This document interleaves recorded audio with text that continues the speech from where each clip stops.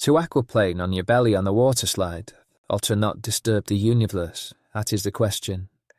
I've heard it said, in my head mostly, but I'm convinced the general principle applies to other situations. Like a hoover, it has many applications. To show good sense, I'll be ridiculous. Take your crotchless knickers as a tea towel. They're okay, what the hole your fingers penetrate. The alternative, are meant for, never worn. But you must choose one or the other. Either or. I must speak it out of turn here, or establishing valuable precepts.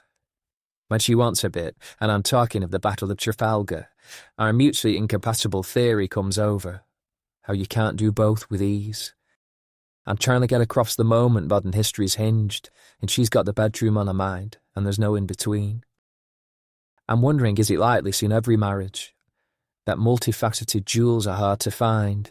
Diamonds exist, perhaps, but such as I haven't turned up in 40 years now. We got through a series of Alita's aim pet, and walked by the seaside, smell of new carpet. All three achieved unanimous approval, despite our usual diametric opposites. But I think about this a lot, and I don't think she does, which proves my point rather.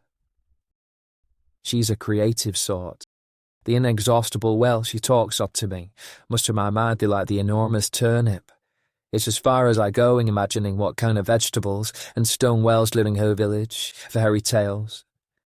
Mine is rigorously constructed on time-honoured principles, with plenty of prior examples to safely make them sound. I love her kind mark in the manual.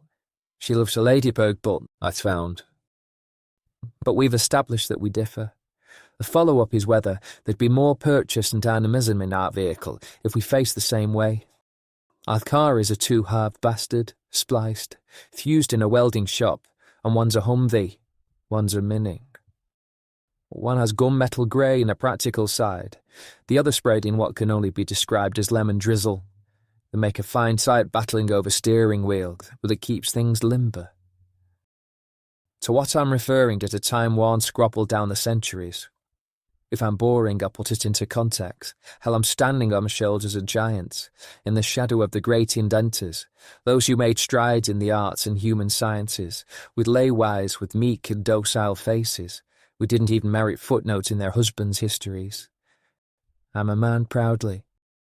I prop up the apple tree when Isaac Newton lay.